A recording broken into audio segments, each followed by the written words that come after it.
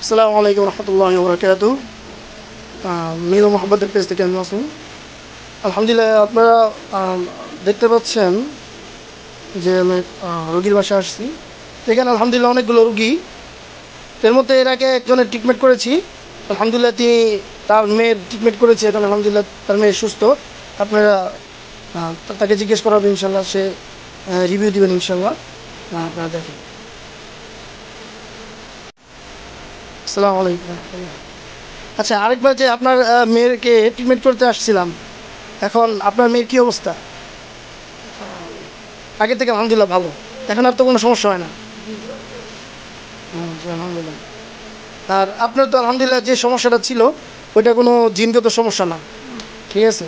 ওইটা আপনার শারীরিক সমস্যা, আপনার হাজবেন্ডের সমস্যা। আলহামদুলিল্লাহ এই জন্য আপনার ট্রিটমেন্ট ধরা হয় না। আচ্ছা, এখন দেখতে পাচ্ছেন উনি একজন আলহামদুলিল্লাহ নিয়ামতপ্রাপ্ত ব্যক্তি, ঠিক আছে? ওনার ব্যাপারে কি বলবো, আপনারা যারা জানেন নিয়ামতপ্রাপ্ত ব্যক্তি আল্লাহ তাআলা কী ক্ষমতা দিয়েছেন, ঠিক আছে?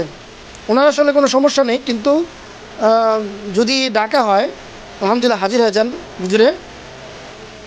আর ইনি এই হচ্ছেন, মানে ওনার ব্যবসা বাণিজ্যের মধ্যে খুব লস।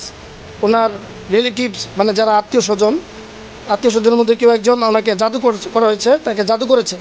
তো সেই ক্ষেত্রে ইনশাল্লাহ তার জাদু কাটার জন্য যাবতীয় জিনিস আছে, এগুলো ইনশাল্লাহ আমরা কেটে দেবো, ঠিক আছে? সবাই দোয়া করবেন আল্লাহ তাআলা যেন এই রোগীকে সুস্থ নিয়ামত দান করে।